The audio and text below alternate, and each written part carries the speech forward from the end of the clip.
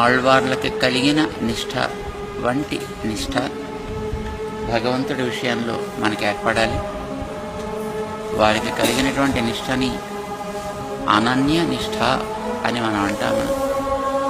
అంటే ఏ కష్టం వచ్చినా సుఖం వచ్చినా భగవంతుణ్ణి తప్ప వేరొకరిని ఆశ్రయించేది లేదు సుమా అని ఆశ్రయించినటువంటి వ్యక్తి నమ్మాళ్వార్. ఇతరమైనటువంటివి ఏది కూడా తనకి సుఖాన్నిచ్చేవి కావు అని కూడా ఒక నిశ్చయం కలిగినటువంటి వ్యక్తి నమ్మాళ్వార్. ఆయనకి నిజమైనటువంటి నిష్ఠ ఉంది. కానీ ఆళ్వార్లకి దేహం మీద దృష్టి అనేది అస్సలు లేనే లేదు. అందుకోసమే వారు పుట్టినప్పటి నుంచి ఆహారం కానీ